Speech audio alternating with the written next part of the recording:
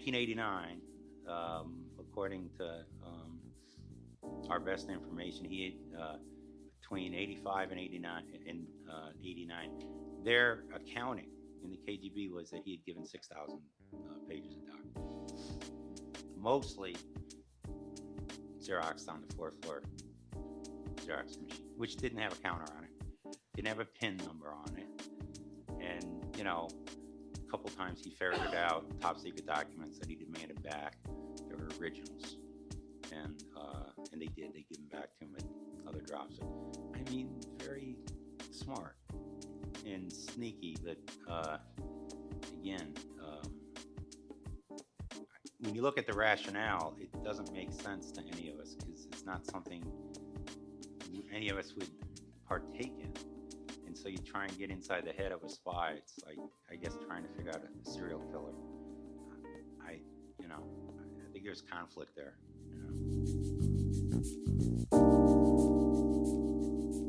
You're listening to Precinct 444, a podcast network from the National Law Enforcement Museum. Today we're bringing you an episode from the Encore series, where we revisit past museum programs and conversations. For 22 years, from 1979 till 2001, Robert Hanssen, an FBI special agent, spied for Soviet and Russian intelligence services against the United States. Tonight, we will examine this infamous case with the FBI official who was at the center of the investigation that led to Hanssen's arrest, and with the author who wrote the definitive book about Hanssen and the damage he did to America. We will look at what motivated an FBI agent and devoted family man to spy on his own country, how he was able to get away without being detected for more than 20 years, how he was ultimately discovered, and what changes were put into place to prevent such an intelligence catastrophe from ever occurring again. I want to begin by thanking the sponsor of our Witness to History series, and that would be the Target Corporation. Mahogany Eller and Paul McCabe are representing Target with us here tonight. Thank you both for what you've done for us tonight and through this series. And certainly to our host this evening. Clearly, the International Spy Museum has become the premier, or certainly a premier, museum and institution here in our nation's capital and around this nation. And I want to thank Peter Ernest, their executive director, and the Spy Museum for hosting this event and partnering with us. I hope this is one of many opportunities we'll have to partner together. And I also want to acknowledge and thank all of you for coming here tonight. This is our largest crowd we've ever had in this series of 8 Witness to History events, and I think it says a lot about the interest about this case, as well as our partners here with the Spy Museum bringing some of their friends and supporters here along with our own. So thank you all for joining us. And I also want to acknowledge and thank C-SPAN for filming tonight's event, as they have many times before, so that it can be shared with a nationwide audience. And we'll make sure to get you that schedule of airings after tonight's event. For those of you who might be unfamiliar with our work, the National Law Enforcement Officers Memorial Fund was formed in 1984 to honor the service and sacrifice of America's peace officers. We dedicated a national monument honoring law enforcement in 1991. That memorial sits proudly in Judiciary Square, just a couple blocks from here. And we're now building a national museum in their honor, set to open in the spring of 2016, right across the street from the National Law Enforcement Officers Memorial in the 400 block of E and F Streets. The Witness to History program is being operated under the auspices of the National Law Enforcement Museum. So now let me introduce our esteemed panelists for the evening. First, I'm going to start with FBI Special Agent Michael Rochford, retired. He comes from a long line of law enforcement professionals from Chicago, including a father who was a Chicago police officer. He began as a special agent with the FBI in the mid-1980s. He rose to become the unit chief at the FBI for Russian espionage, and in March of 2002 became the senior level executive section chief for all of the espionage cases for the Bureau. He worked on many infamous spy cases, including Aldrich Ames, Earl Pitts, another FBI agent who turned spy, and Robert Hanssen. Mr. Rochford retired from the FBI in 2004, and we're very honored and pleased to have him here with us tonight to share his story. And David Wise, renowned author. In 1992, he wrote the book Spy. I have a copy of it here, and there will be copies available on the tables outside the doors here for sale for those that might want to get a copy after you hear this story. I think it'll pique your interest, and this book really tells the whole story. We'll only be able to touch upon some of the highlights here tonight. It's called Spy, the inside story of how the FBI's Robert Hanssen betrayed America. And he's known as the nation's leading espionage writer. He's written a total of 14 books, most of them about America's intelligence and espionage agencies.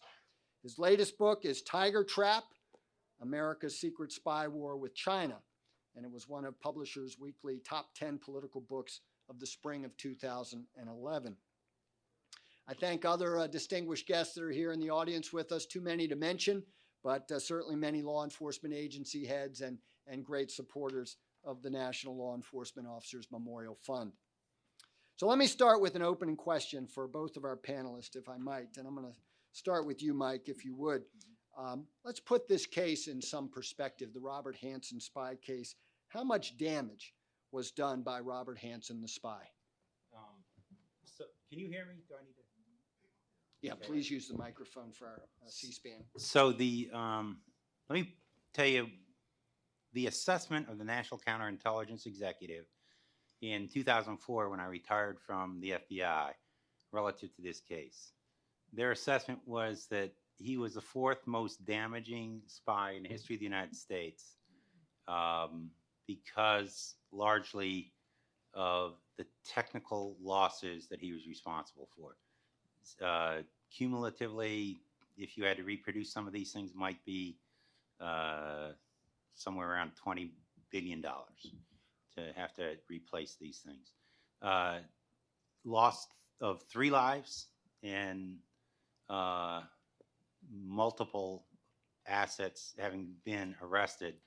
And second source predication to the KGB for much of what Ames had reported. National Counterintelligence Executive assessed Ames as having been the 5th worst spy in the history of the United States. Rosenberg's being number 1, Walker 2, and I honestly can't remember the third. I guess I'm getting old and feeble. But Conrad, that's right. That's exactly right. Yeah. So I don't know how you would assess Manning or Snowden when you throw them in that mix, because both of those have to be looked at. That's what it was in 2004. Appreciate that. David, your thoughts? Well, I can't put. Please use the microphone if you would. I'm sorry. I can't put a ranking on how bad he was, but he was bad, and the damage he did was considerable because he passed hundreds of documents, secret documents, to the Russians, and he did so over a long period of time. And in addition, he did betray 3 people, 2 of whom were executed. Now, they were also betrayed by Aldrich Ames, so it's impossible to know who was responsible for the execution of Motorin and Martinov, whom the FBI like to call M&M. But they can both take credit for that, I guess. In terms of people executed or imprisoned, I would think that Ames had a higher number. There were 10 that he betrayed who are no longer living, and many others who went to prison. In the case of Hanssen, as Mike Rochford has pointed out, there were technical secrets that he gave away that the Russians were very happy to have, and they're very important. And the biggest, of course, was the secret tunnel under the Russian, Soviet, and then Russian embassy on Wisconsin Avenue in Washington, which was built by the FBI, operated by the NSA, and was an incredible project. I circled that building many times looking for where the tunnel could have started, and because no one would tell me. And I think I know the house where it began, but an FBI official for whom I have great respect, John Lewis, now retired, did tell me a funny episode. He said that we had to consider what we were going to do after the tunnel was betrayed and discovered. Didn't we have to somehow close it down? And the house might eventually be bought by somebody else, and they decided they'd have to cement the entrance to the tunnel, because otherwise you might be sitting down to dinner and suddenly 3 beefy Russians come up the stairs, "Здравствуйте," and that wouldn't do at all. So they did block the entrance to the tunnel. And I think I know the house, but I don't really know for sure. I did circle the building several times, and also on foot trying to figure it out, where the tunnel began. And I've written in the book about how they got rid of the dirt, which is, of course, a huge problem. How do you get rid of that amount of dirt when you excavate secretly under a building? So the technical secrets that he gave away were very important.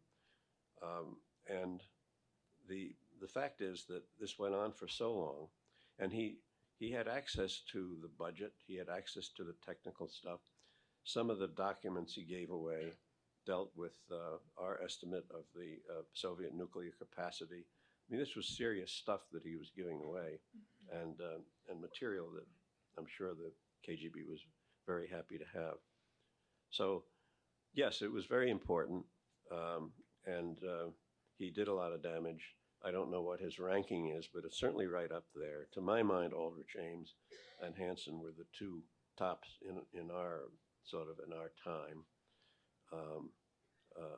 spies who damaged the country. Thank you, David. And I want to get into more about the secrets he divulged and how he did it, and ultimately how he was captured. But let's go back in time a bit. And David, I'm going to come back to you on this, having written a book about this gentleman, Robert Hanssen, his early life. What led him to the FBI? Take us through those years, if you would, briefly. Well, he didn't set out to be an FBI agent. His father wanted him to be a doctor, and he couldn't get into medical school, so he studied dentistry, and then decided he didn't want to spend his life looking at people's mouths, which is understandable, I guess. He didn't like spit, I believe, was his quote, right? Yes. I didn't want to be too graphic, Thank but you. that is correct. And so he became an accountant, and he became a CPA. And his father was on the Chicago police force, and I guess he was commander in the Norwood Park area. And I don't know Chicago that well, but eventually he became head of the so-called Red Squad, which was investigating suspected communists, including the League of Women Voters and other dangerous organizations. And so when people realized what was happening, they cracked down and stopped the Red Squad. But then there were all these files on people. Some of them might have been, communists, but most of them apparently weren't. And so there was a mysterious fire in a file cabinet in which all these Red Squad files disappeared. The file cabinet next to that one was untouched. So it seemed like a very selective fire. And Hanssen later told a colleague in the FBI that, yes, he was proud of the fact that his dad had run the Red Squad and had in turn destroyed the files. One of our guest tonight is Dr. David Charney, whom I'll talk about a little more. And I wonder, I imagine David has thought a little bit about, as I have too, is about a man whose father was trying to hunt down communists in Chicago, and he ends up giving secrets, massive secrets, to the communist government. That's kind of food for thought, especially if, like David, you're a psychiatrist. I am not. I'm just an old police reporter, but still, you think about things like that. And so from the police force, he he was recruited into the FBI in 1976, about age 31 or 2. And he was assigned at first to Indiana, and then he was assigned to New York after the usual training. And in New York, he wasted no time. 3 years after he'd been recruited into the Bureau, he walked into the GRU, the Soviet Military Intelligence Agency office in New York, and offered his services, and they paid him $30,000. And his wife discovered him writing a letter to the Russians down in the basement, and he very guiltily turned it over, and she thought he was having an affair, and he was writing to his girlfriend. But he explained, "It's all right, dear. It's just the Russians. I'm just spying for the Russians." So she made him, because he'd converted to Catholicism after he married his wife Bonnie, she made him go to Father Bob Bucciarelli, who they had known in Chicago, but who was now in the New York area. And Father Bob said, "Well, you've got to turn yourself into the authorities and return the money." And, so it seemed like that was the end of his spying career. But the next day, Father Bob called him and said, "On second thought, maybe you could give that money to a worthy Catholic charity," which is how the GRU money ended up with Mother Teresa. So, but I think the important thing out of all this is he gives up dentistry, and he doesn't get into medical school. He works for the Chicago police, he becomes a CPA, joins the FBI, and immediately practically starts working for the Russian intelligence service, their military intelligence service. That's the important thing to remember. And it makes you wonder, he claimed that he read Kim Philby's book at age 14 and decided on this course of action. Yeah. I don't know whether to believe a thing like that, but may have been retrospective. But you have to wonder about somebody who doesn't, this isn't, some long festering desire to get even with the Bureau or something. This was 3 years after he joins. He's spying for the GRU and giving money to Mother Teresa. So that's more or less the background of that. Fascinating character, and really a contradiction of character. Mike, I'd ask you, I know you didn't work directly with Hanssen, but tell me what few contacts you had with him. What was your opinion of this man, and what was the opinion of his colleagues at the FBI? Sure. So I met him as a young agent, probably about 3 or 4 years into being an FBI agent at the Washington Field Office, about 1983, 84. I met him through an analyst, Jimmy Milburn, and Bob King, who helped me on a number of cases. And I didn't think, much of him. He was their supervisor and said hello. I seen him walking around the halls, and people say, "Oh, that's Dr. Death, the mortician," and you hear these things about him that were kind of odd but strange, and you just thought, well, another kind of different guy. The rumors we had was that he would help some of the analysts in unusual ways.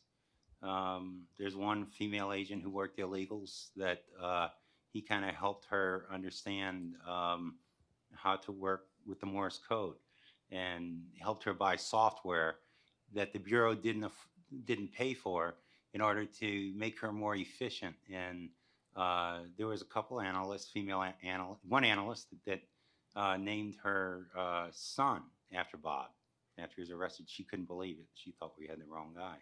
Another analyst whom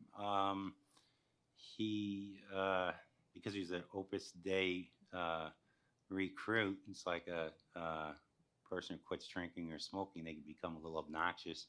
He finds out that a couple of these ladies have boyfriends they're living with, and he doesn't approve of their choices, so he starts introducing them into birth control ideas, unsolicited. Well, that made these ladies a little bit unimpressed with his his political correctness. This is a backdrop.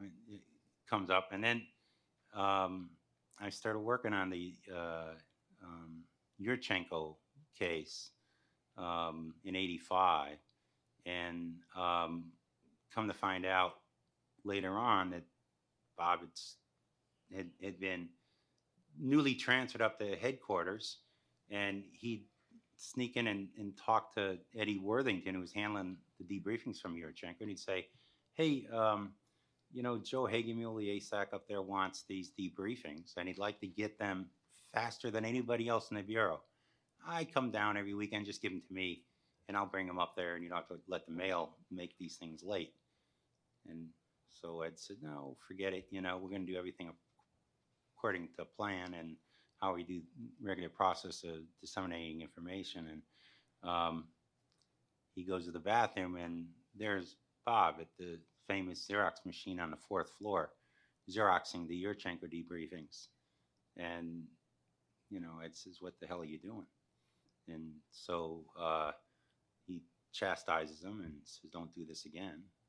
There was no mechanism within the Bureau at that time to report anomalous activities of security nature. And so this went unreported, little puff of smoke. 92, I came back from an officer preference transfer in Nashville, resident agency of the Memphis division. And I came to work on the beginning of the Ames case. We call it Major Case 43. One of my desk mates in my little cubbyhole at headquarters was a guy named Jim Holt.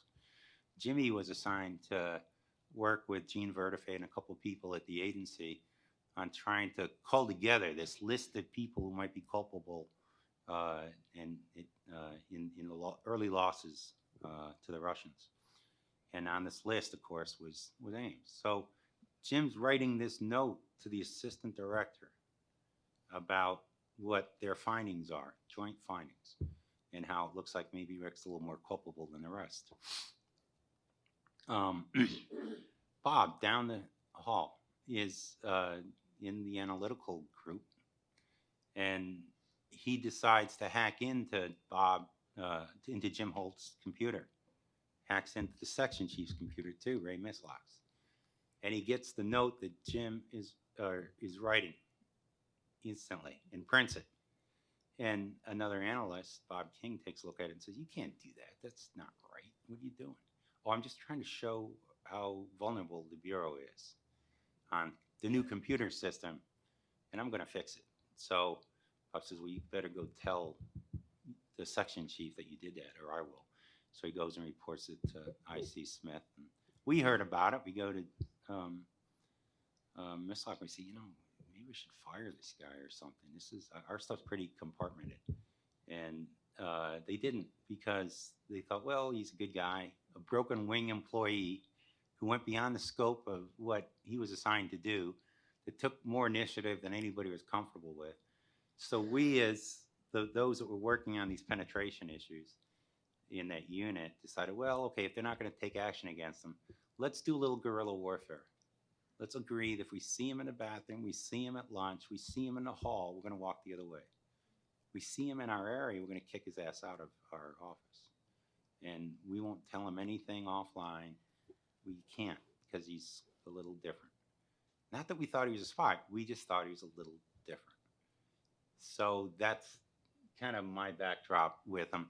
And later on, when I become a supervisor of a squad at WFO after the arrest of Ames, and we're looking at some allegations of penetration at an offsite, I got a call from Bob sometime between 96 and 98.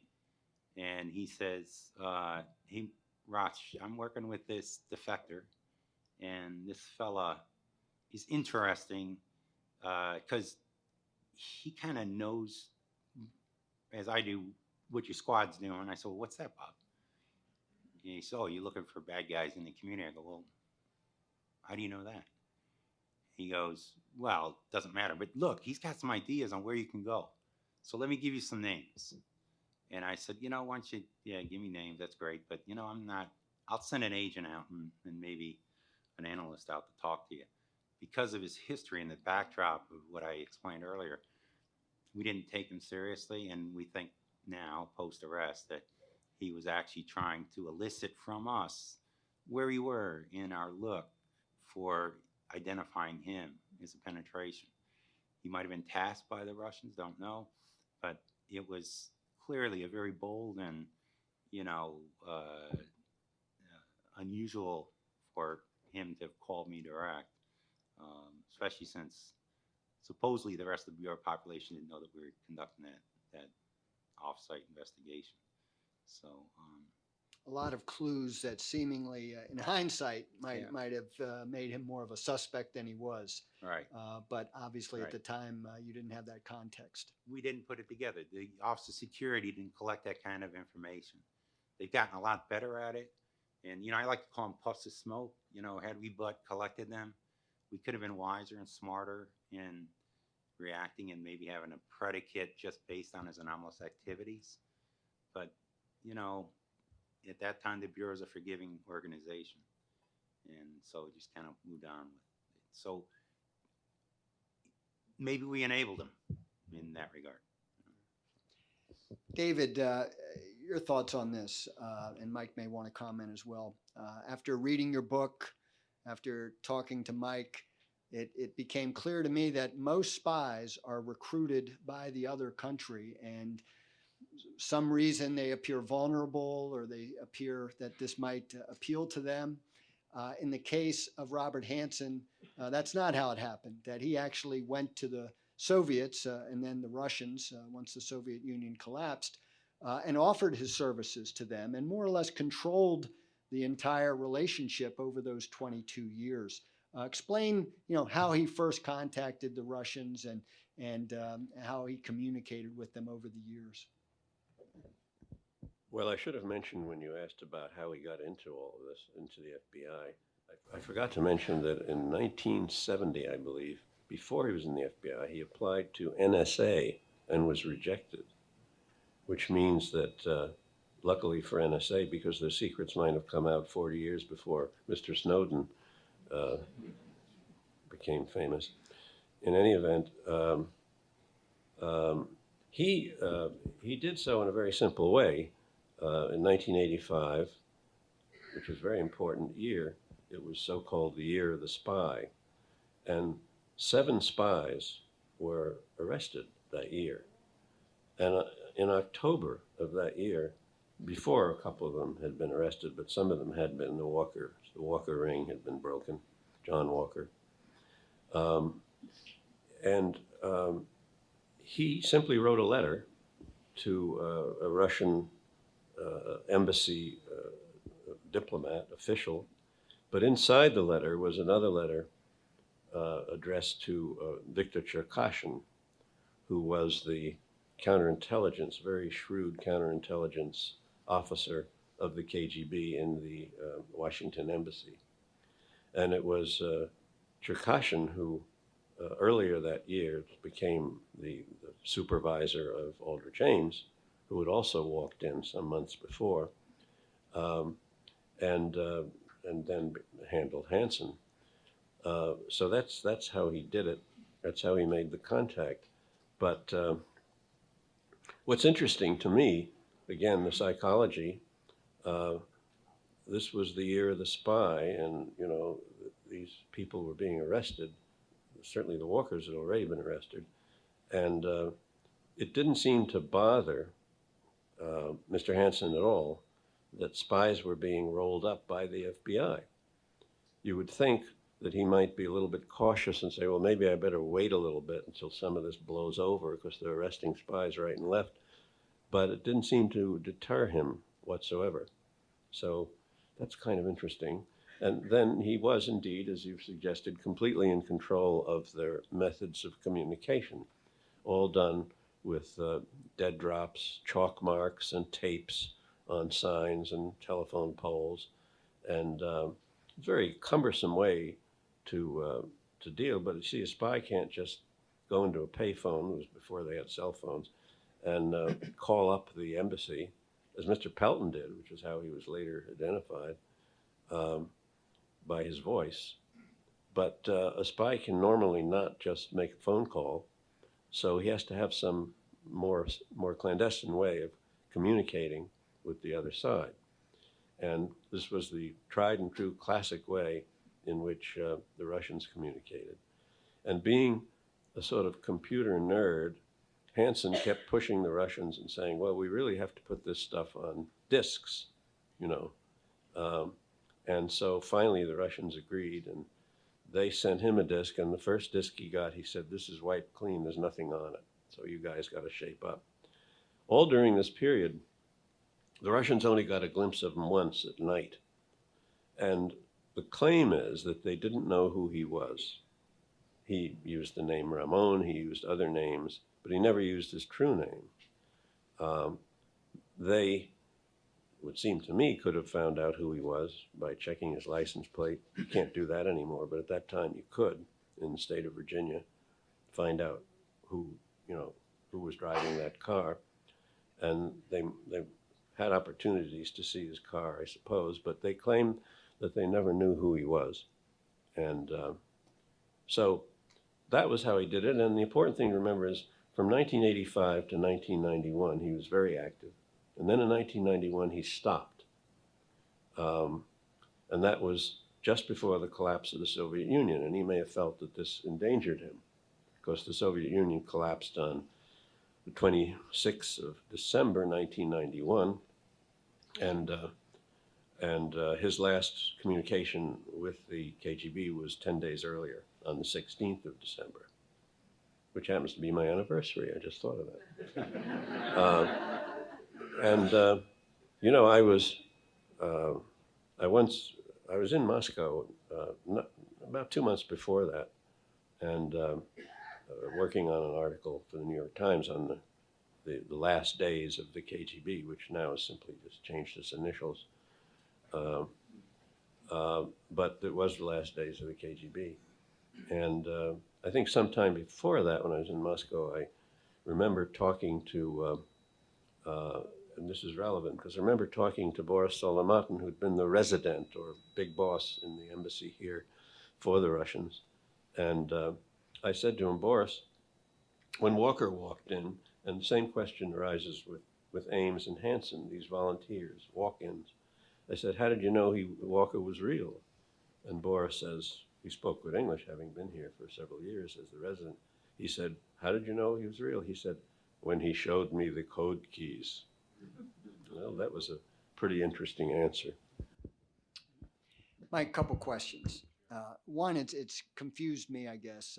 3 years into his career as an FBI agent, he's sent to the New York City field office and is involved in counterintelligence and with the Soviets, and has access to some of the most sensitive counterintelligence information available. It sounded a little premature to me in terms of his career, that he hadn't really paid his dues, proven himself in some obscure field office somewhere. Why was Hanssen treated as kind of this fair-haired boy, perhaps, and moved up the ranks fairly quickly and exposed to very sensitive information? So in 79 or so, he was actually, when he began his work in the New York field office, he was working in the criminal division. And then he gets transferred to the counterintelligence division. Why? Well, he had this expertise in computers and his ability to try and help the intelligence division when it first started the computerizing some of the data on the suspected and known intelligence officers was an asset to the leadership of the New York division, and they traded for him to get with the criminal division to get him on board. They had heard that he was so good at computers, and so that gave him access to, at that time, one of the most important cases early on of a person that was recruited, and that's Dmitry Polyakov, who was Top Hat. And when, as David talked about, when he decided to volunteer to the GRU up in New York at that time. That was one of the things he told him, was that Polyakov was working for us. He learned this by looking at some of the computer entries that they gave him access to. Now, the GRU at that time weren't real friends with the KGB. So they never told the KGB that they had an anonymous source that gave him Polyakov. All he did is kind of remove Polyakov from India and park him away in an office. He goes, and until 1986 or 7, when Ames gives him up, KGB goes to GRU and then says, hey, you got a problem with this general. He said, oh, we know. Well, why didn't you tell us? Well, then they arrest him and interrogate him and execute him about a year and a half later. So, these transfers to different divisions within the Bureau are sometimes just accidents, sometimes who you know, and sometimes they really do pull you around into different divisions of the Bureau because of your talents. And Hanssen did have good talents in computer. Was it database. any part of his own plan, though? Did he have any ability to influence the decision-making process and put him in places where he could get access to secrets? That never came out through the debriefings. When post-arrest, Washington Field Office debriefed him 33 times, and there was never any indication that he had this master plan, other than as David said, he did mention he read The Silent War of Philby, and he actually says he did it when he was 24, and it was too late because it was published in 58. So, the Bureau talked post-arrest to some of his people who were co-students at Northwestern University, and they asked him, he said, well, what do you think? These are the same students that told the Bureau that he would make a fine FBI agent when in pre-employment, and had all the moral character of one of the best persons that could be a terrific investigator. Well, he said, oh, well, he told us at parties that he wanted to be the greatest spy in the history of the United States. Well, thank you. So an FBI agent comes to you for a background, and you forget to tell him that, but you tell him post-arrest that he was not worthy. Well, let's get this straight, folks. Why don't you just tell us these things right from the beginning? And so I've heard people say, well, why didn't the Bureau dig a little deeper? People have to tell you things, and you rely on the words of people or references to tell you things. I don't think there was a master plan. David Cherney may know more because he interviewed him as a psychologist or psychiatrist. I think the reason he did this was not for money, even though in the 80s he borrowed $96,000 from his mother, which he paid back from the fruits of the espionage. I think it was because he thought he was smarter than everybody else. He was a person who was not shown great attention by his superiors and his coworkers.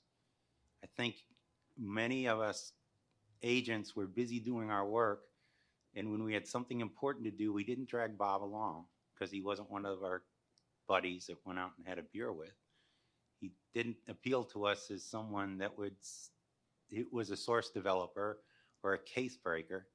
He was a guy who was comfortable around smart analysts with PhDs, and he was happy to help drive the wedge between, deepen the wedge between the agents and the analysts, and manipulate that by getting them to break down compartmentation that they had access to throughout the intelligence community, and get them to share things with him that they shouldn't have shared because he befriended them.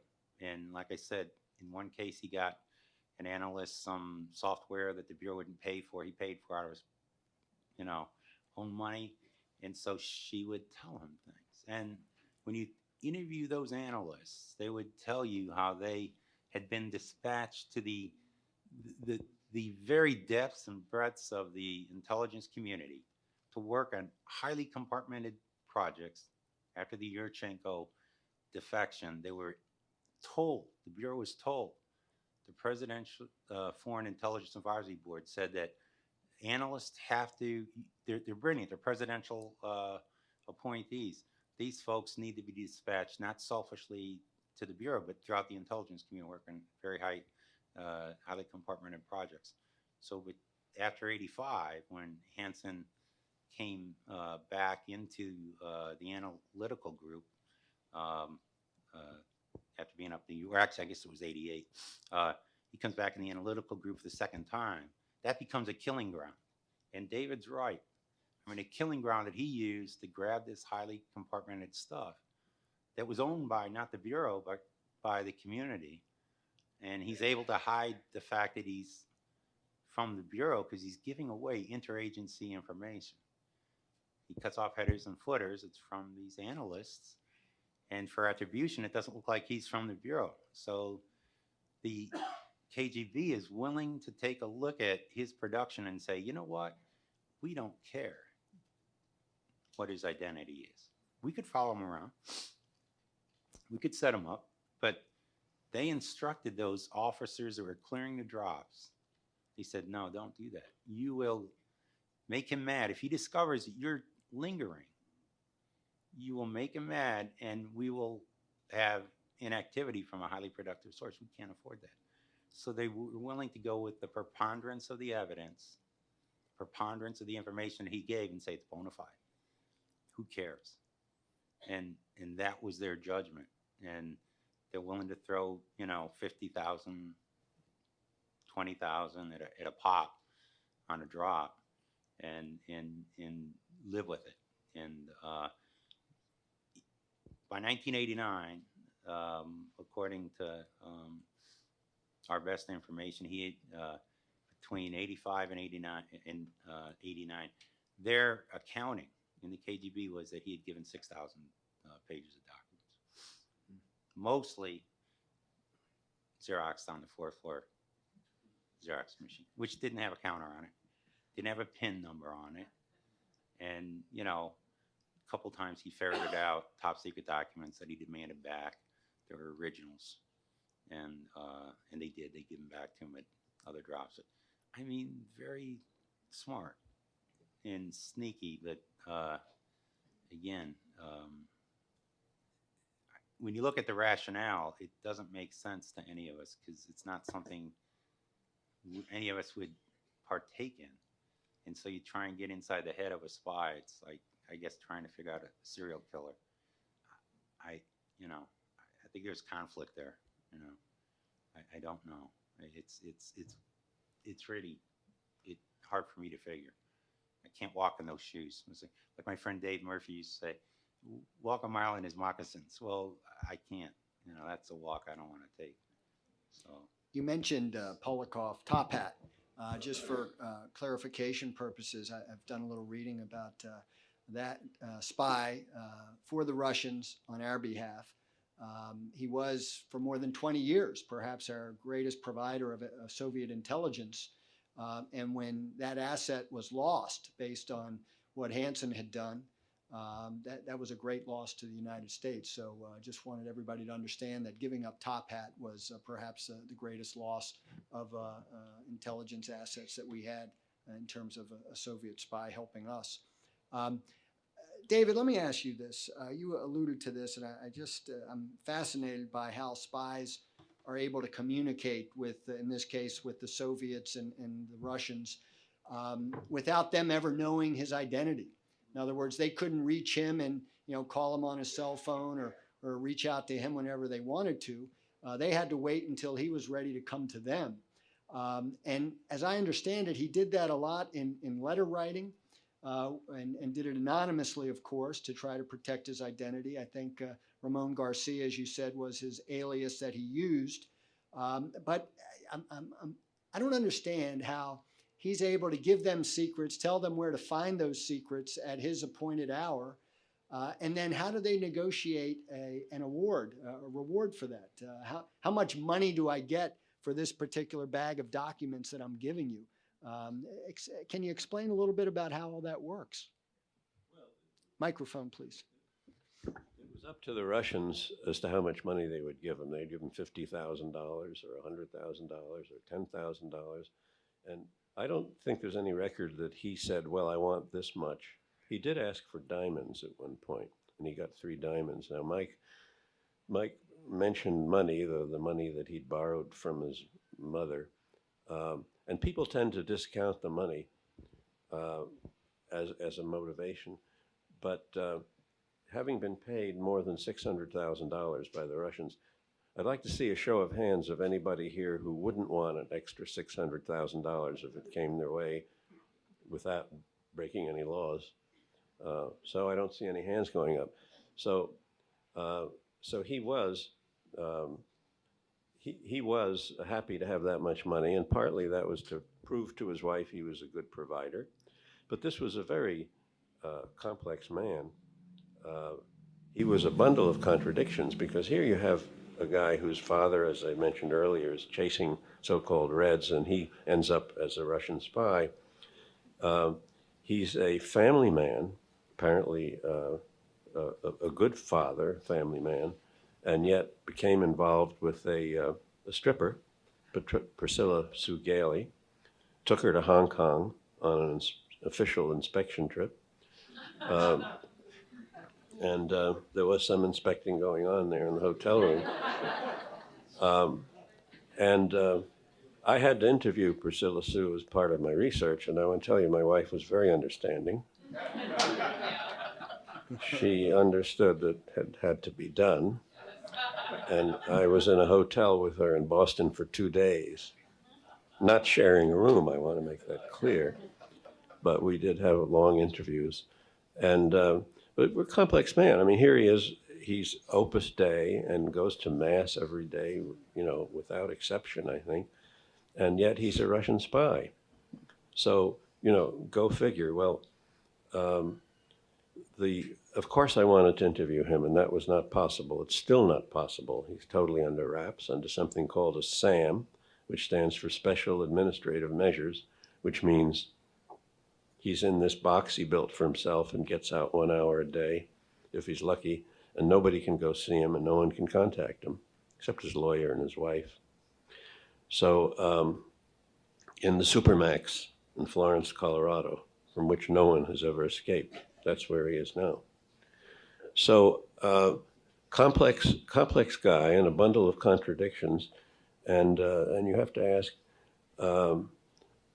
I had this, you always hope when you're writing a book, you're going to have some kind of a break, something good will come your way. And the break for me was, I don't know whether I should advertise this, but apparently Robert Hanssen had read some of my books and thought they were pretty good.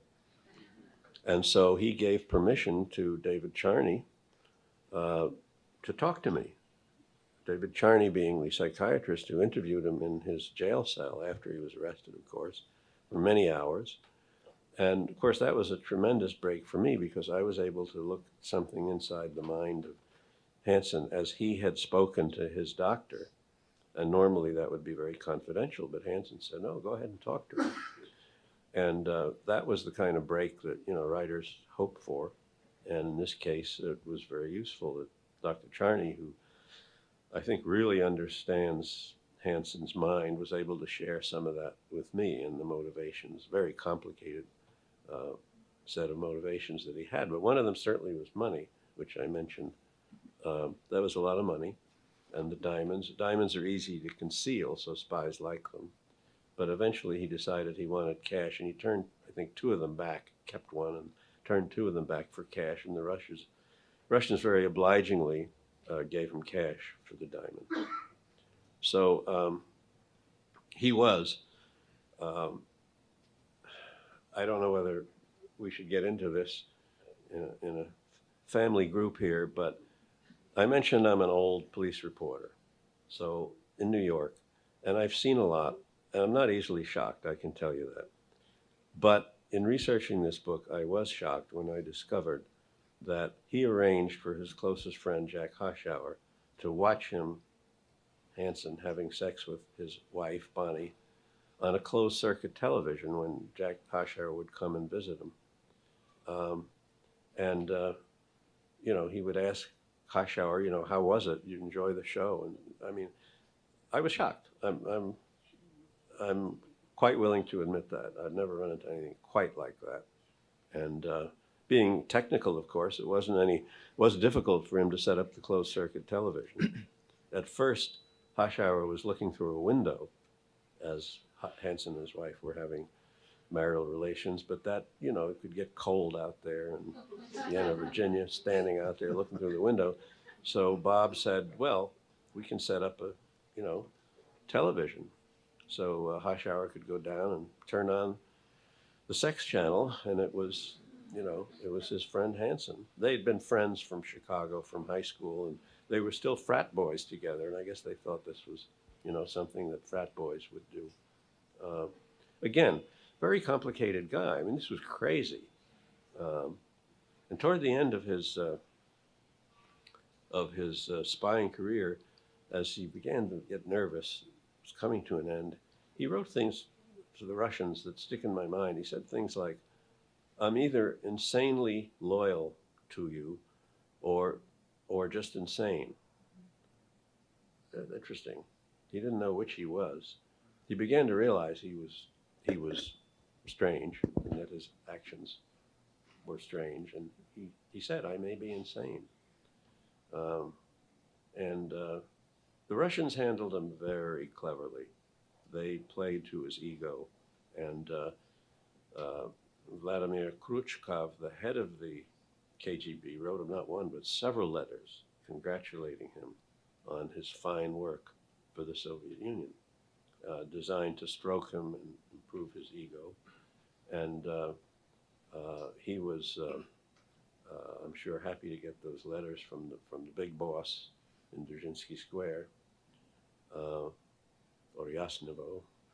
And so it's very hard to figure him out, really. And David Charney helped me do that, and I think I did, come to understand a little bit. Might be a good opportunity to go to our good friend, Dr. Charney. If I could have a staff microphone up here, I think we have some handhelds that we can bring up here. But who better to talk about the psychological motivations, perhaps, try to help us understand this contradictory figure, this devout Opus Dei Catholic, goes to Mass each and every day, allows his best friend to view him and his wife having sex. He has an affair with a stripper, and he's a patriot, supposedly, when he becomes an FBI agent, conservative in his political beliefs. His father helped try to rid communism back in the day, and yet he turns into a spy against his own country. Dr. Charney. I have to apologize for Dr. Charney for roping him in here. I don't know that he was prepared to be part of it. We talked earlier, and the doctor said he would be glad to share some of his understandings of this very complex man. So please, Dr. Charney. I am able to talk about it because in the meetings with Bob Hanssen, he explicitly gave me permission to be able to convey the essence of what was inside of his mind as a teaching opportunity to the intelligence community, as a cooperative measure in terms of all the work that we did together over a year. I met with him for 2 hours a week for an entire year. I'm not going to tell you that was the most pleasant time of my life. Going into a prison was bad enough. But Bob was very starved at that point in his life for human contact that was not adversarial. Think about it. You're in a jail and everybody hates you. You meet with a few people on a regular basis, the good people that do damage assessments, but you can notice that they want to spring across the table and grab you by the throat and kill you. So that's one category of person. The other one are your own attorneys. And apologies to attorneys in the room, but attorneys like to talk. They don't like to listen as much. They want to tell you what to do and guide your case. So there is Bob, isolated in a jail cell, having these two categories of people, and in comes a shrink who just keeps his mouth shut. What a lovely opportunity to let it all come out. And with 2 hours, he had a lot to say. And in fact, really, most of the occasions that I met with him, it was the sound of the strident bell ending visiting hours that ended our talks, because he would have gone on for another half hour, easy. Now, circling back to the psychology, what I learned from Bob and from 2 other spies that I worked with, I put into a concise statement that I don't pretend answers everything, but it gives you a good start. And it's this: the foundation of it comes from an intolerable sense of personal failure as privately defined by that person. Privately defined by that person, meaning you could look at their life and say, okay, yeah, you had hard knocks, it was difficult. Well, it wasn't that bad. Well, it doesn't matter what you think. It matters what the person thinks. And now we have to circle to this other very important thing, which is male pride and ego. At least 95% of insider spies are male. And so I figured out, being a physician, that there's a genetic indicator for what makes people become insider spies: the Y chromosome. You're dealing with male psychology, and you're always dealing with male pride and ego. And if you start off in life experiencing something that could only be put into one key word with Bob, and that was feeling belittled at the hands mainly of his father. His father was a real tough Chicago cop, was not warm and friendly, and actually was very hard on Bob. And Bob told me a number of anecdotes that were very disturbing to him, even in the retelling. In fact, it was in the very first meeting with Bob that he told me about being wrapped into a carpet by his father as a form of punishment. Picture that. But it stood out in his mind, and it was still very alive for him. So if you're dealing with somebody who on the interior feels that they are a failure in some key way, then you know that there are going to be many experiences, we all have them, where you have more failure shoved down your throat. I mean, who hasn't had experiences of failure in their life? But if you have one key big one at the beginning, then all the rest add up and pile up. But as you were saying, both of you, he's a very complicated guy, and there's no one explanation, because he also knew that he was very smart, and he was very smart. I have to add that he wasn't quite as smart as how he thought he was, but he was smart. To give you an example of that, there was one occasion that he explained to me that if he wanted to, he could communicate with the KGB or SVR from his prison cell. What? He went into a technical explanation, which I did understand as he laid it out, that he was permitted to have a TV set in the wall of his cell, and there were no knobs on it because that would be dangerous, so they had a remote controller.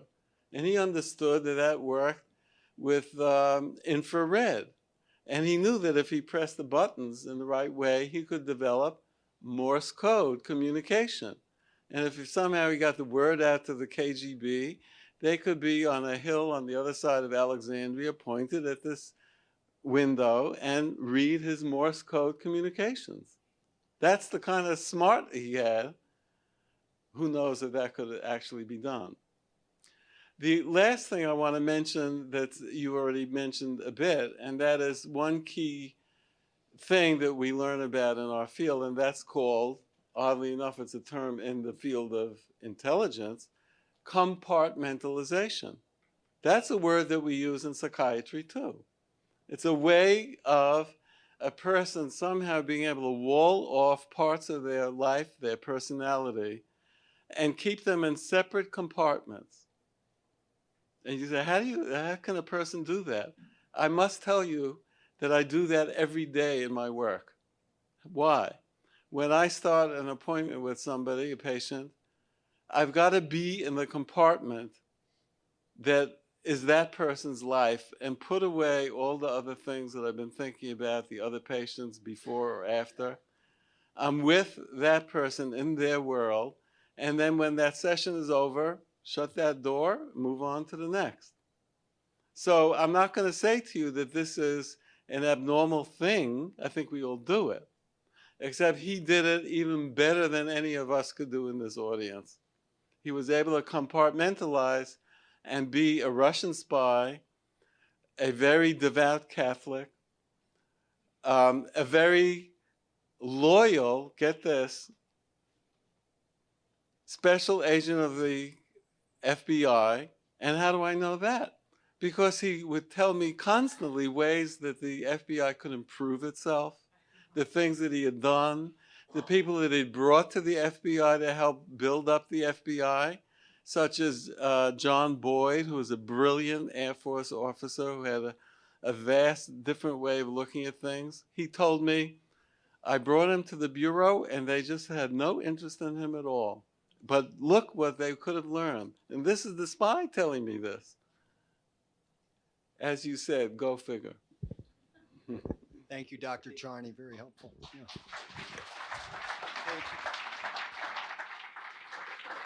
Can I ask you something? One of the things about Bob that kind of was puzzling to us was his relationship, certainly with his father, and yet in the things that you were able to get from him relative to that were very helpful to everyone to understand. But Vivian, his mom, seemed to think that his childhood was just fine. I mean, how can she live in that same household and not see the dysfunction and kind of the deterioration of his ego, male ego, or whatever it is, that kind of pushes him into this? I just don't understand that. I'll try to explain that a little bit. You know, the issue comes up in any family where there are, say, 3 or 4 or 5 children, and one comes out great, the others are normal, and one is real horrible. And you say, how could that be? You know, this is a lovely set of parents, and they did so well with these, but what happened to that one? Not sure, but one of the theories about it, separate from genetics, of course, is thinking about microcultures within a family. We all come from families, and we know that the relationships and the tone of the feelings that occur between a father and a daughter, and a father and some sons, and a mother and all that, it's all on different wavelengths. It's almost like different radio stations. And somebody on one station can't totally get what's going on the other radio station. They're not tuned in. So I could picture the mother would not get it because she didn't get guy psychology, for one thing. Well, do guys get women's psychology? Forget about it. Do women understand guy psychology? Not that much, really. It's stuff that guys know about guys and women know about women, and that could have gone right over her head. Thank you. I want to ask Mike you one final question of mine. I may have others, but I want to then go to the audience and give you all a chance to ask a few questions I'm sure that are on your mind, and we'll have staff here with microphones to assist you in that. But Mike, we've got to conclude at least this part of the program with a story that you had told me earlier today, and that's really how you ultimately caught Robert Hanssen, figured out that he was this spy that you all had been looking for really a decade or more, and also include a bit about your first initial suspect was a guy named Brian Kelly, a CIA operative, and you were so focused on him that perhaps you all didn't see Robert Hanssen as clearly as you might have. But tell us the story that ended the spy career of Robert Hanssen. Sure. I'll take you back to a time that's just after the arrest, conviction, and sentencing of Rick Ames, 1994. I'm just finishing up my work at headquarters, and I'm asked by Bear Bryant and Steve Dillard to put in for a desk at WFO, and this desk, the squad, is to look at some multiple allegations of penetration of the intelligence community that are not attributable to Ames. The squad that was conducting the Ames case was also firing up on the Pitts case out of New York. So another FBI spy. They co-located my squad with that squad, and we helped each other. Mike Donner became the supervisor of that group.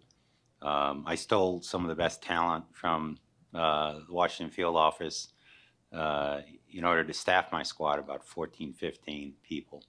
I'd come and talk to them on their squad, and I'd just say hello and haven't seen you in a while, and are you happy here? And wouldn't tell their supervisor. And so I took Dillard up on his challenge. He said, hey, I want this guy, that woman, and that person. And after I talked to him for 4 or 5 minutes, they get this funny call from Gallery Row to take a polygraph. And they started figuring it out, because after I'd show up, they'd get this call. And then the next thing after they pass polygraph, they'd know is their desk is empty and their supervisor doesn't see them anymore, and they're assigned to me. So it's kind of funny.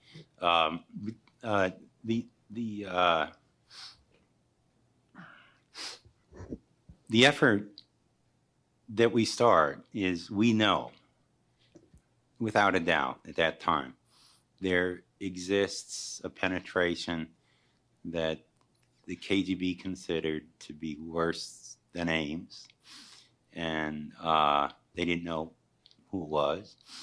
And we built up, we knew some things were compromised and not attributable to Ames, not attributable to Pitts.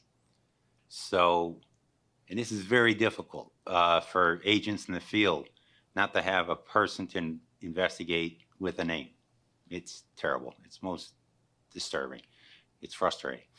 So, and then to also have what I set up were some analysts that were just brilliant in building matrices. And they were able to work on building a matrix of compromised cases and operations.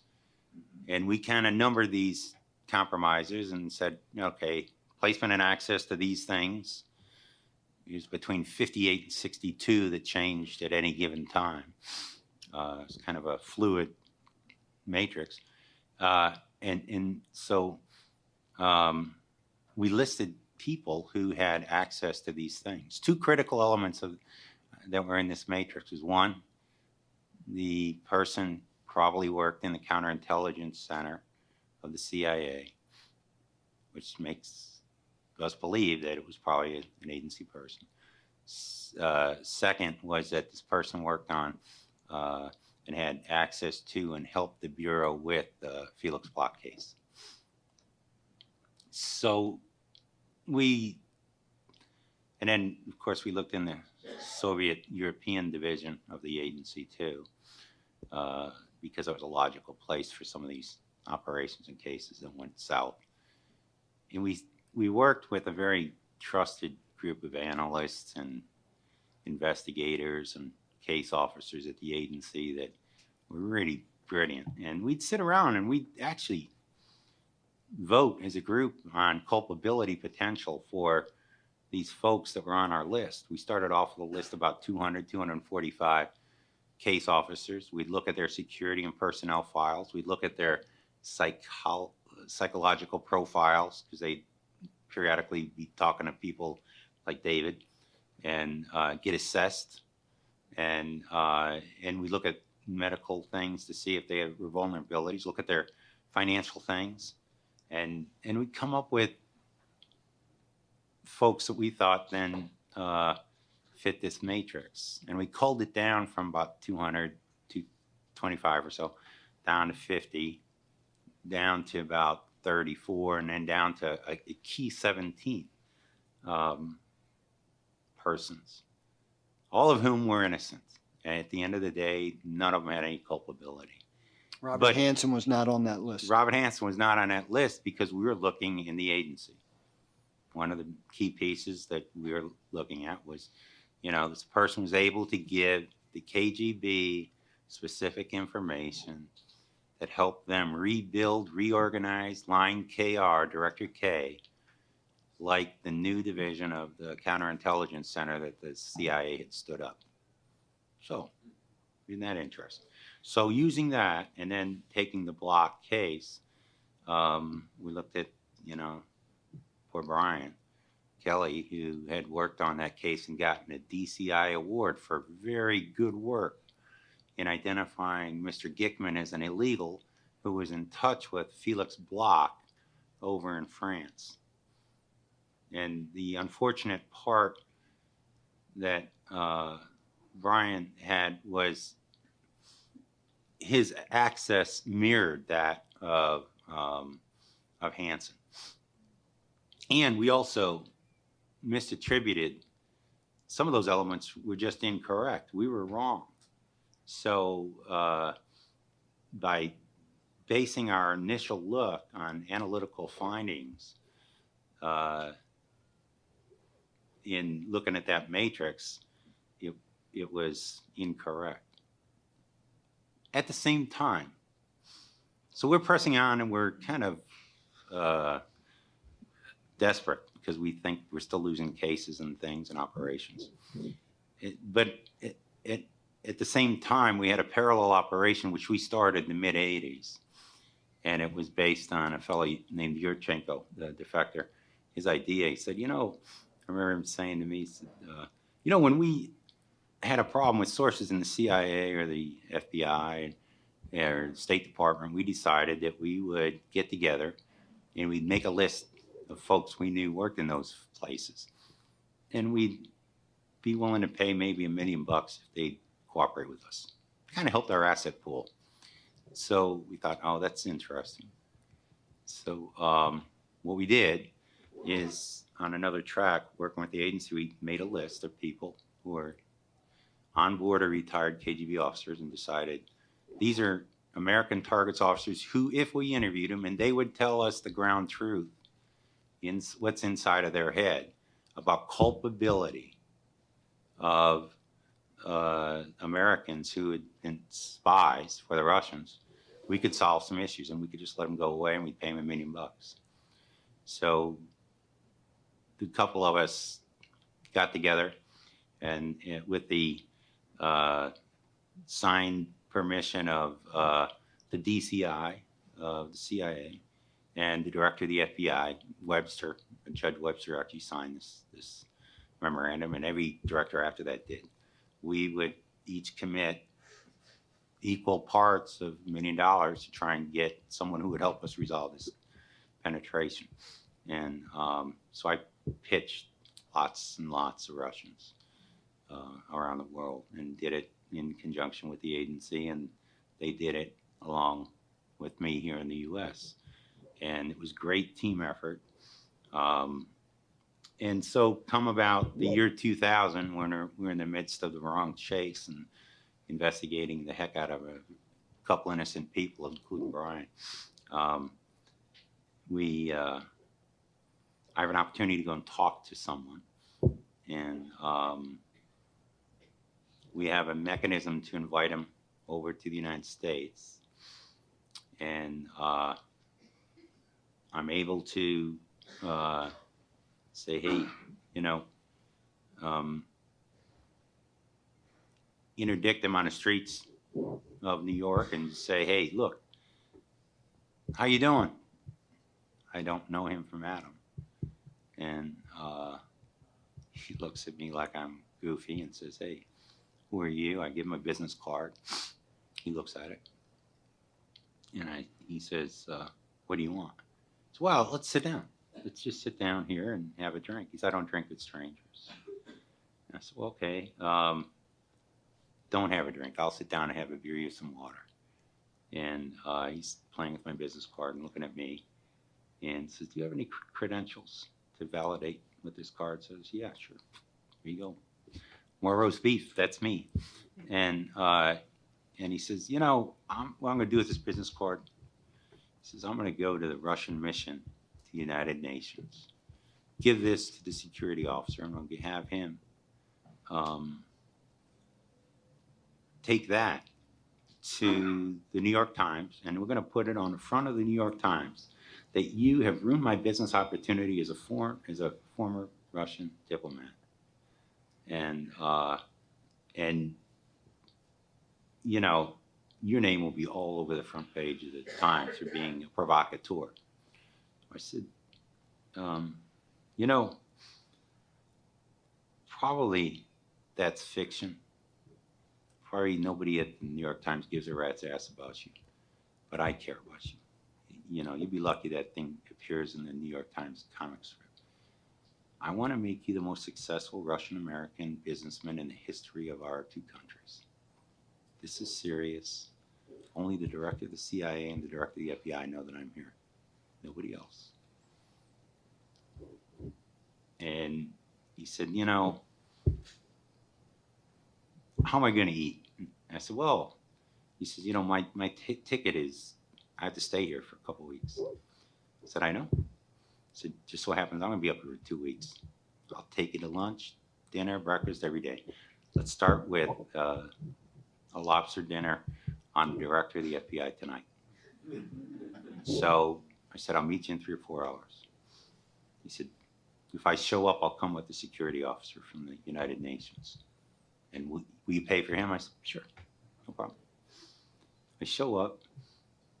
I asked my guys who accompanied me there, and I said, was he in touch with the security officer? No, the only call he made was to get the 2-ounce bottles refilled in the refrigerator. So he shows up and he's a little off balance, and I don't blame him. And we go and have a dinner, and he's very aggressive, pretty much telling me that you can forget it, I'll never cooperate, and I should just pack my bags and go home. This is a fool's errand. So I go back and talk to my team and say, it's not going to work. This is a waste of time. I've talked to a number of others, and I understand when you ask somebody to dance and they don't want to dance, you don't dance, you know. So we're done. And they said, no, Mike. He's still there. He wants to meet with you. Keep meeting with him. He may just have a change of heart. If he shows up, you have a dialogue, and the relationship is there. If he doesn't show up, then it's over. So they kept kicking me out the door, and I didn't want to go. And it was interesting. Over a couple-week period, I was getting counter-pitched and told how I could make a lot of money over there, and you know, if I would show up in his neighborhood, and I'd say, no, it's not about me, it's about you. And finally, we had a Tullamore Dew in some Irish bar, and he's laughing, Betsy. I know we used to call it "Tell Me More, Dude," because we were drinking Tullamore Dew. But he says, "I'd like to tell you about something," and he starts telling me about something, and the specifics of which I won't go into, but it was very startling. So he says, I can tell you everything about it. He said, but it's important that we have trust, and that I know that it goes no further except to your director and the director of the agency. I said, sure, no problem. I said, if we're going to enter into this, then we're going to go up into a hotel room and get off the streets. And we're going to start talking seriously about what we can do for you. And so we go to a room and we negotiate, I'll call it a contract, what he wanted and what we were willing to provide. And he wanted me to sign the contract. I said, no, I'll be your advocate. But, you know, the director of the FBI will sign it. It'll be Louis Frey. And it'll be seen by the agency's director. I said, you know, we're in it to, again, make you the most successful guy in the history of businessmen of our two countries. So we sent it back in, get some very frantic calls over the secure calls from headquarters and from the agency. And they say, is this for real? And we go, yeah, it's for real. So we bring the agency in and facilitate a mechanism to have an exchange of what he says he has, which is the whole file of the interaction between 85 and 91 the KGB had with this guy. But they don't know who he is. They don't know where he works. And they just know he's in the community. And so we said, okay, we'll take that bet. And he said, well, I have some forensic information too that you might want that I'll put in there too. And we wait. He goes back home. He doesn't show up for an important exchange. I had a couple folks in the Bureau that called me up and say, hey, you just wasted the agency's money because the Bureau didn't pay the upfront money that he demanded. The agency paid the money. God bless them. And they're very good about that. Mikey Sulik will always be my hero. So what we do is find a mechanism to be in touch with him again. And we get him to tell us why he didn't show up. Get another date, time, and place solid. And the pros from Dover are able to meet with them and bring that stuff home. We train the station, the overseas station of the agency, in the rules of federal criminal procedure, which is we put them on a green sheet, which means upon receiving the information, it became evidence. First time ever that I know that happened.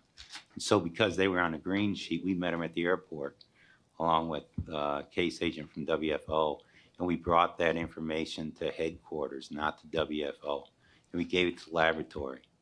And within 4 or 5 hours, we had Louis Frey and his deputy, Tom Picard, looking at it, and he said, this is pretty astounding. I said, yeah, it is. And then he said, hey, go on over and brief the Attorney General tomorrow. And Director Frey looks at Picard and says, I'm going to the International Association Chiefs of Police meeting in Chicago tomorrow, so you can take Mike over there. And Tom looks at him and goes, no, I'm going there too, boss, and so is Ashcroft. So,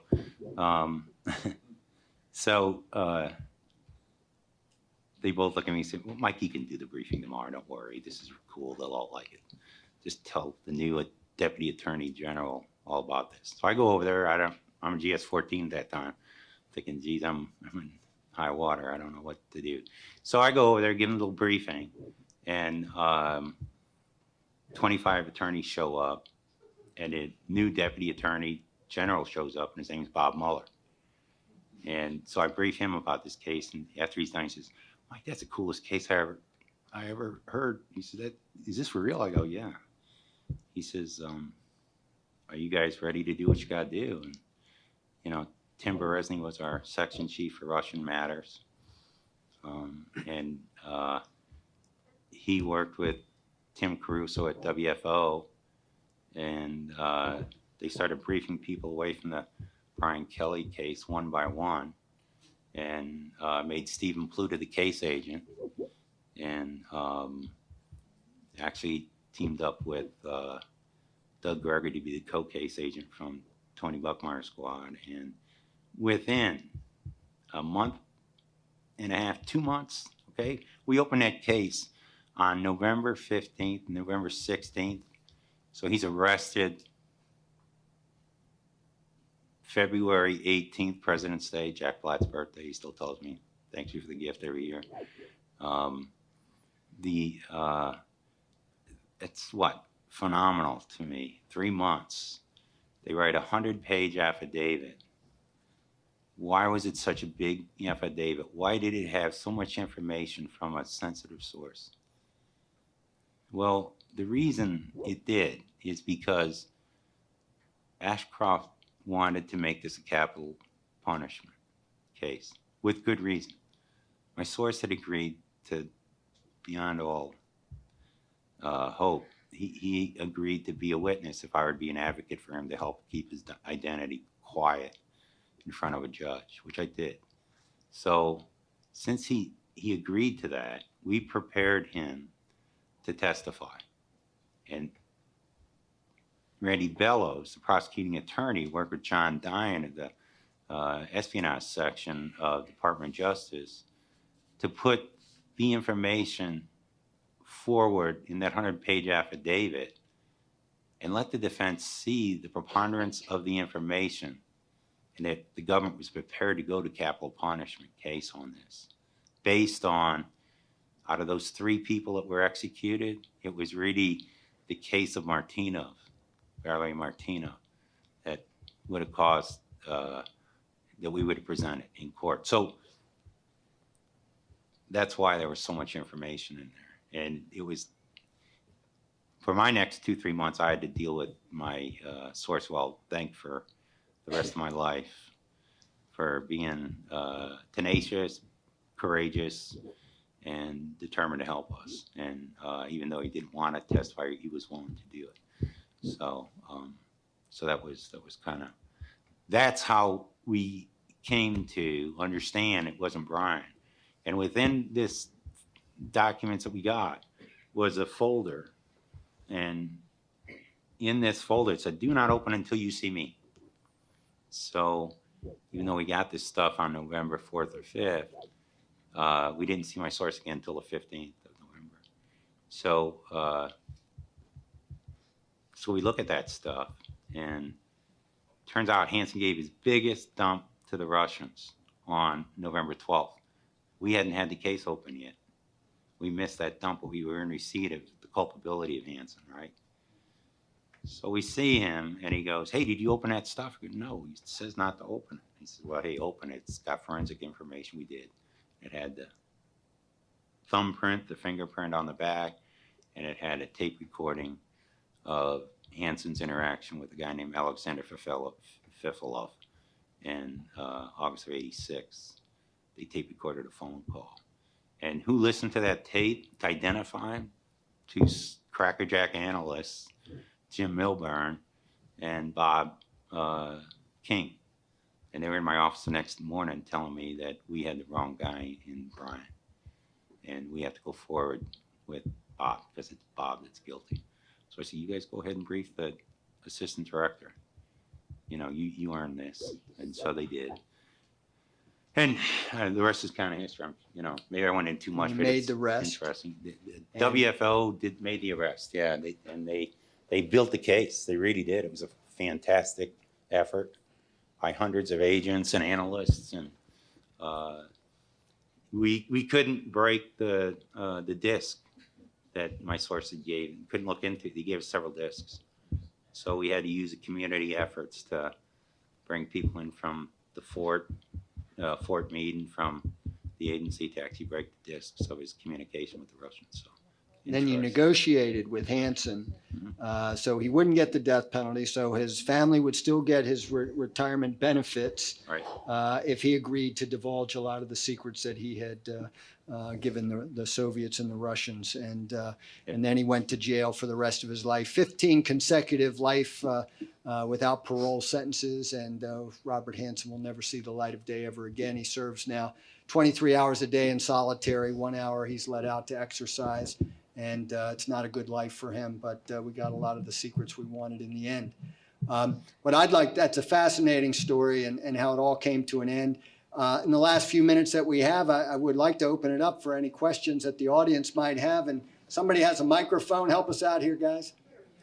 All right, let's start right here. I'd like to ask a question because I've been waiting for 40 minutes now. Excuse me, I have a security guard coming. I have two questions. One, Excuse I me, would like ma'am. to know how Robert Hassan Thank got you. his money. Excuse me. Thank you. And two, I would like to know, If we could have a question, please. Hello, can you hear me? Yes. Okay. I just want to disclose that I am Patricia Kelly. I am Brian Kelly's widow. And so my question is twofold, and just as a backdrop, Brian was for 3 to 4 years, 24 hours a day, 7 days a week. He was under surveillance, including helicopters, false flags, pretense, what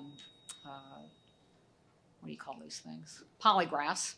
Okay. And I am an attorney too, and I promised David I won't go on. But, and he was walked out of the agency, and for 18 months he was out in the cold, not knowing whether he was going to be charged with. He was never charged, but he was suspected of espionage. Okay. And so, my understanding is that there were 1/3 of the squad believed that he was innocent. Okay, so my first question, I have two of them, and the second one's a quicker one. But the first question is why did the FBI stridently investigate Brian after really all that you got, at least publicly? Now, there's probably classified that I don't know anything about, that Brian probably didn't know anything about. But the only piece of information you received was a jogging map. That was it. He was interrogated. His daughter was interrogated. His two sons, they put 2 FBI agents on them in New York and Kentucky. 2 agents. This is all like like a movie, I suppose. That's probably the best way to describe it. So that's my first question. My second question, and this is of Mr. Rochford, is in November 15th of 2000. That's when you actually opened up and heard, and forensically it was identified that it was the prints and the voice, not of Brian Kelly, but of Robert Hanssen. And so my question is, why did the FBI or the system leave Brian out in the cold? From November 15th until Hanssen's arrest, actually, Brian didn't find out about anything until it was on the news the day after President's Day in 2000. And so that's my second question. Why is it that he was left out in the cold like that? I could sit here and ask another 100 questions, but we can do that another time. So that's my questions. And thank you, too. I did want to say one other thing, Mr. Rochford. Thank you for stating publicly in this forum that the FBI was wrong. Yeah. I appreciate that. My family appreciates that also. Thank you. It's been a long time coming, for a public acknowledgement of the Bureau that we were wrong. And what drove us was his placement and access. There's nothing that Brian did in any aspect of the investigation that made us feel that, he had passed anything to the Russians. We based the case on compromised operations and compromised agents. And he had the closest, freshest access at the time that those things went south. Plus, I have to tell you, Prime was the first location of a dead drop, and one that this source had continued to use like 17 times in the first year in his interaction with the KGB in 1985. That was Nottoway Park, and that's where Brian did his running stuff there. So some of the information that we had relative to movements and activities in parks and stuff, it was where Russians who were picking up this classified information, 6,000 documents between 85 and 91, were meeting with this source. And we're going, oh my goodness, you know, it was the drive that we had really was based on a sincere, honest belief that we could be losing sources on a continuing basis unless we plug the hole. What we did was in consultation with attorneys and with the senior levels of the CIA. And when we identified Hanssen, we went to senior leadership in the agency and we said, look, it's your employee. It's up to you when you bring him back. And we were told that, look, if we bring him back into the agency at that time, that day, your subject is going to know, because he'll see that you're bringing in your most, you know, your biggest suspect, and he may discontinue contact with the Russians, and you need to have this meet, right? You go, yeah. Well, let's put this on hold and freeze it, and we at the agency will take that responsibility. We were ready for them to reinstate him and bring him back into the building, but it was our cooperation with the agency at that level, right up to the tenant, you know, and to give us 3-4 months to make the case, and then after that, they would deal with Brian. So we said, okay, fine. You know, it was very difficult. I mean, if I had anything to do over again, it would be not to open up the case on Brian, but because it was we had the wrong output. However, when we looked at the compromised operations that were derived from analytical looks, it was like, gosh, you know, how do we move on? So if we would have moved on from Brian, okay, we would have, before my source information, we would have gone on to another set of innocent people, because we were looking again at the agency, right? And there are times when you just have to go forward with looking at unknown subjects in order to try and identify a culpable bad boy. And we did it in the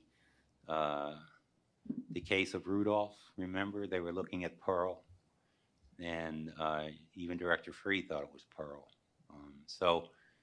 And that doesn't make it any easier for you, I know, and I'm sorry for all the pain and that was brought to you and your family. And but we felt like we were on the right set of trails.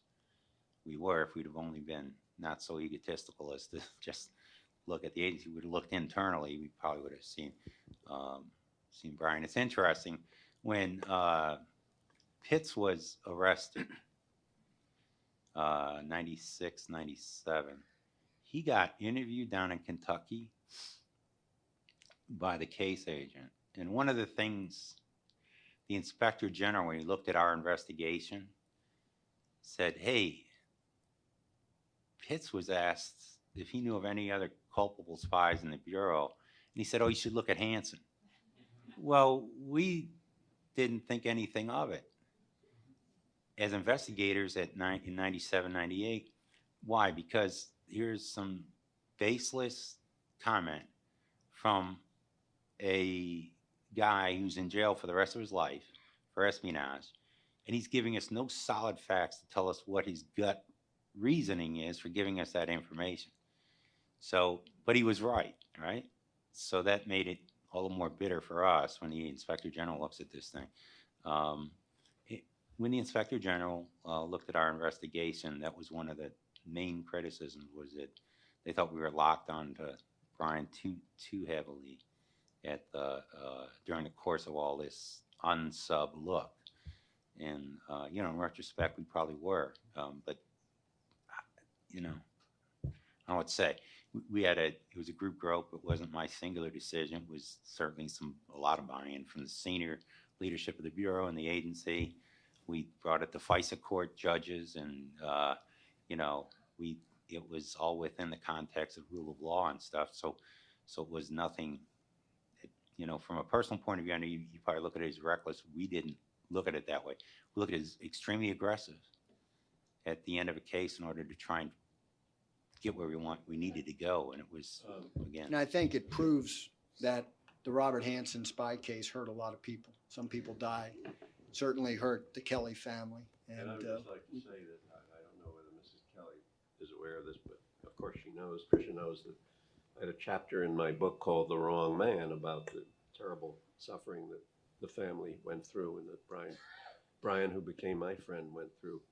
But what she may not realize is that the CIA leaned very heavily on me to leave that story out of my book. And I explained to the gentleman I knew well, who was trying to influence me to leave the name out of the book, that if he were a marginal character, I might consider that, but he was central. You know, he was the wrong man. He was central to the story of the Robert Hanssen, and eventually Mike deserves full credit for making it possible to arrest Robert Hanssen. But that wasn't it. That wasn't the end of it, because then the director of the CIA, George Tenet, wrote a letter to the president of Random House, which was my publisher, saying what a terrible thing I was doing, ruining this man's life, and I said to my publisher, the CIA walked him out of the building, and as far as I know, they didn't challenge the FBI and say, well, where's the evidence on Brian Kelly? And to the credit of my publisher, they didn't even respond to George Tenet's letter. And when an assistant to the publisher said, well, aren't you going to answer the letter? He said, let him read it in the book. And that's my kind of publisher. Well, one other comment before we leave this, okay? Because, you know, one of the things that was really amazing to me about Brian is after all this is done, he stays with National Counterintelligence Executive and winds up, I think, as a contractor. And he winds up teaching the community in what does he take on. He teaches the community how in unsub investigations, you should not have an over-reliance on conclusions by analysts, misjudgments that lead investigators away from gut instinct and into an over-analyzed situation could misconnect the wrong dots, okay? I hope I'm saying it correctly. And I know analysts in the Bureau have taken that course and, you know, taken it to heart. And I know that was some of the mantra that we used in CD4 of the espionage section, which I built after that case before I retired. So, you know, it's a good legacy. It really is. So, Thank you. A couple other questions. We're going a few minutes over, but I think we have a lot of questions here, so we'll try to get to as many as we can, gentlemen. I'd like to ask about what you knew about Robert Hanssen's wife and how much she might have known, if she visits him today, and if she does, why. And I'd like maybe the psychiatrist to answer some of that if he knows. Maybe I can answer that a little Please, bit. Dave. Bonnie Hanssen, obviously, as we've discussed this evening, she knew that he wasn't writing to a girlfriend, and she was quite relieved that he was only writing to the Russians. So obviously she was aware back in '79 when he was spying for the GRU that he was indeed a Russian spy. He promised her he would stop. And she apparently believed that. So then the question arises, when he seemed to have more money than typical FBI special agent might have, whether she was curious about that. And there was the incident which I've described where several $1,000s was found on his dresser. And his brother-in-law brought that to the attention of the FBI, but that never got to headquarters, apparently. His complaint about that. He was out in Chicago and told one of the people in his office about that money, and that was not considered apparently significant enough to get up to headquarters, as far as I know. I can't say to what extent she might have suspected or known. She says that it came as a complete shock to her, but the word complete, she remembered 1979, and apparently she discovered he hadn't stopped after all. So that's one of the mysteries that, it can't, not every question can be answered, not every mystery can be solved, and that would be in her mind, certainly, as to what she knew, when she knew, and the classic Washington question. But we do know that she knew in '79 that he was spying for the Russians, and beyond that, there's no way to answer it. Do we know, David or Dr. Charney, whether or not she continues to visit her husband? They remain married, I suppose? Yes, I can answer that. She does visit her husband. She has visited him in the Supermax, and they are still married, as far as I know. And I think she's supportive of her husband, and they have children, several children. And you can't wipe away a whole marriage and that whole family history because your husband is in the Supermax. So yes, and I think she feels some obligation to help him see his ways at this point. I don't know. I suppose as an Opus Dei Catholic, she remains true to her marriage, to life do us part. But still, she's got to deal with not only the spying, but the relationship with the stripper, the videotaping of their sexual relations and sharing it with their best friend. Sounds like a difficult premise for a marriage. There were some problems. Challenging. We all have our challenges, I Some suppose. problems there. Joy. Okay, please. Oh, sorry, thanks. Yes, Mr. Rochford, I'm very curious. For all these analysts that put together this very elaborate matrix of evidence, or of clues, I guess you'd say, to try to isolate access, why is it this entire matrix failed to point at any time to the FBI? Oh, so don't forget, one of the 2 or 3 key elements of a 62-point matrix was the KGB reorganized Directorate K, which was their headquarters component equivalent of the Central Intelligence Center's Counterintelligence Center. And they reorganized it based on this source's information and some regular weekly meetings that this person was able to get to them on about the early stages of CIC. So that, to us, tells us who would have access to that, not Hanssen. It doesn't make sense to us, right? But again, did we misanalyze a piece of information and give it too much weight? And yeah, I think that's probably what we did, so that becomes a big deal. Question over here, too. If you're able to say, one aspect of this that has just always fascinated me is this tunnel. And if you're able to say, was the Bureau ever able to assess sort of the counter damage that was done by having the tunnel? Not just that the Russians knew that the tunnel was there, but information that sort of was, or disinformation that was fed back to the Bureau, and what damage that might have caused, and if so, how long it took to overcome that. You know, great questions, but I'm not going to talk about any of that. As I said, if you could. I don't know anything about it. Please, sir.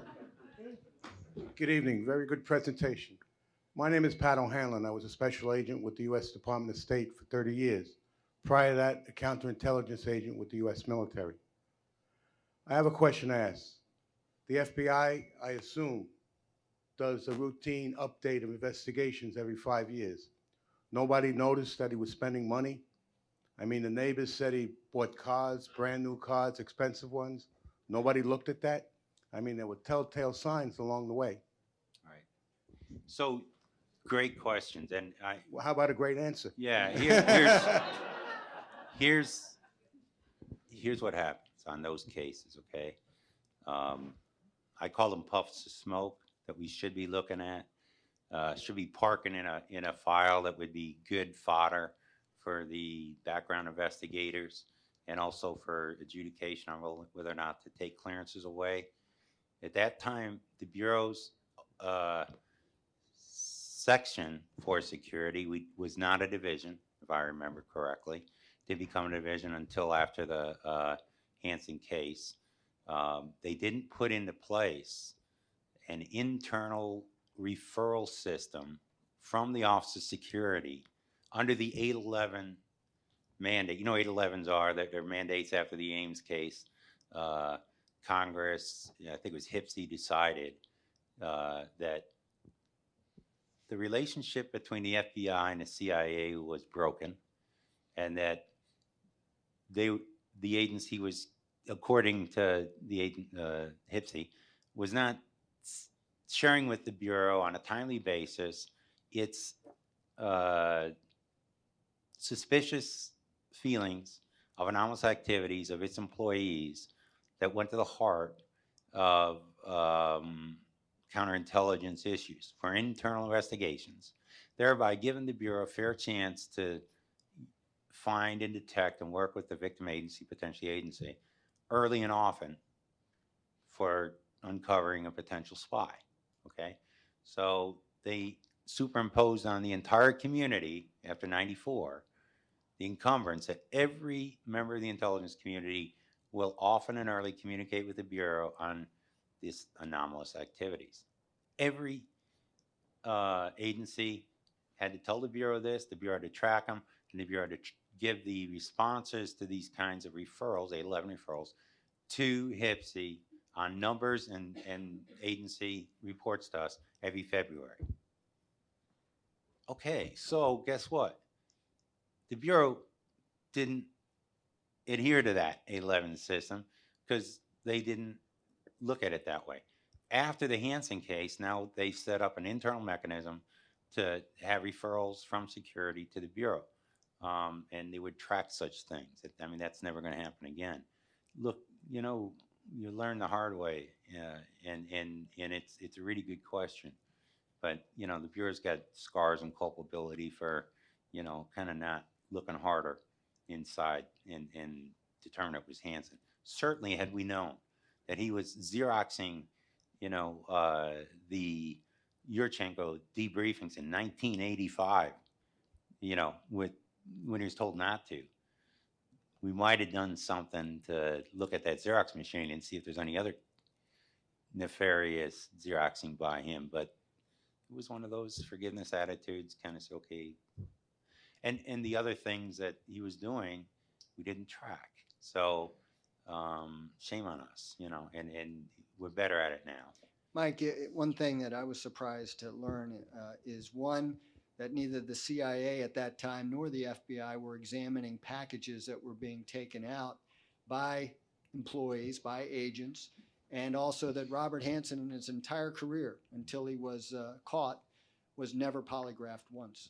And that was just shocking to me. That's true. Yeah. Right. So now every Bureau agent is polygraphed upon employment, and then is on I think a 5-year scope for repolyglessins. I'd just like to counterintelligence. point out that about the difference between Ames and Hanssen. Hanssen was very frugal in spending his money. You might even say cheap. He didn't throw his money around. There's a big difference, and his car was not, Mr. Hanlon, that was not an expensive car. Whereas Aldrich Ames drove a Jaguar every day into the CIA parking lot. And no one raised an eyebrow about that. And Ames bought his house, $500,000 house, with cash, and no one seemed to be too concerned about that until a woman who'd worked with him, Diana Worthen, did bring it to the attention of the authorities. So there was a big difference. If you were looking for vulnerabilities, or the difference between how those two spies were spending their money was very, very different. And Hanssen was not a drunk. Ames was a drunk. So you can't always just look for vulnerabilities and find your spy that way. I'm not in the business of finding spies. I leave that up to Mike, who's very good at it. But there's no simple way to say, oh, well, this fellow's drinking, so he's got to be a spy. Or this fellow is having an extramarital affair, so he's got to be a spy. And so it's a very tough business. And when you just look at the money, it wouldn't have helped very much in this case. Is there one final question? Let's end it right here. Hello, I'm Ron Seckinger. And like Alan back here, I served on the Hanssen Damage Assessment Team. As part of that effort, I interviewed him twice in the Supermax in Colorado. Like Dave Charney, I found that he was very valuable because he was in solitary, so any visitor at all was a real change of pace for him. He talked a lot. He certainly compartmentalized a lot, but the thing I want to mention is his ability to rationalize was just breathtaking. He said, for example, in the course of human history, a little espionage doesn't amount to a hill of beans. He said, well, I forgot, there were a couple of other things that was also like that. But on the damage assessment team, we concluded that the main impetus for his espionage was the thrill of being a James Bond, that it was mainly psychological, that needing money was kind of the trigger that started him down that role. But every day he could be at the FBI where the special agents treated him with contempt, and he could always think, you don't know what I'm doing at night. Thank you for those comments, and we'll end it with that note. The story we've heard here tonight is just a part of American law enforcement's history. When the National Law Enforcement Museum opens in the spring of 2016, we'll be telling visitors about this story and many others. This was a fascinating discussion tonight, gentlemen. We hope you learned something from this episode and will join us next time for another edition of Encore, where we revisit past museum programs and conversations. A special thanks to all of you for listening to this episode of Encore, a series from the Precinct 444 podcast network by the National Law Enforcement Museum. Please subscribe to Precinct 444 on your favorite podcasting platform to stay connected and to receive our latest content as soon as it drops. We would love to hear from you. Send in your questions, comments, and feedback to precinct444@nleomf.org. You can help us make our content even better. The National Law Enforcement Museum is located at 444 East Street Northwest in Washington, D.C., and is dedicated to telling the story of American law enforcement. We expand and enrich the relationship between law enforcement and the community through educational journeys, immersive exhibitions, and insightful programs. Find us online at lawenforcementmuseum.org and stay tuned for more podcast content from Precinct 444. Until next time, stay safe. We'll see you at the Precinct.